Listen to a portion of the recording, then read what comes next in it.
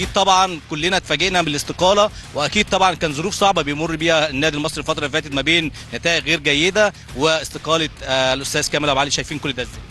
احنا بنقول جناح الصقور بينام تحت جناحه الطيور، واحنا بنطلب من الصقر بورسعيد مستر كامل ابو علي ارجع، العش عايزك وبورسعيد عايزاك، من صغير لكبير، اطفال وشباب. الشارع البورسعيدي كله زعلان من استقاله مستر كامل ابو علي. الشعب البورسعيدي كله ما كانش متوقع الاستقاله في ظروف زي ديت. مستر كامل ابو علي احنا حمدنا ربنا اللي هو اجى مسك النادي المصري في ظروف صعبه. استمر في مشروعك، واحنا او جميع المخلصين والشرفاء في بورسعيد في ظهرك يا مستر كامل. جماهير مصر كلها ما تقدرش تستغنى عن مستر كامل عشان هو ده الحلم.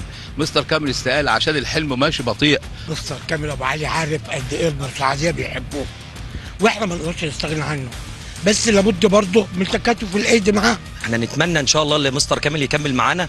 انت اللي بدات المسيره، واحنا من غيرك يعني مش هنكمل خالص. مستر كامل ابو علي هو النادي المصري حقيقي، هو النادي المصري، هو ابن مدينه بورسعيد، هو عاشق لبورسعيد، هو محب للنادي المصري، هو اللي عامل لنا شكل السنه دي وحتى في 2011 وحتى في كل الاوقات. ان شاء الله مستر كامل ابو علي تمام ما يسيبناش، تمام، لان ده حلم المشروع، تمام، حلم الاستاد وحلم الاستقرار.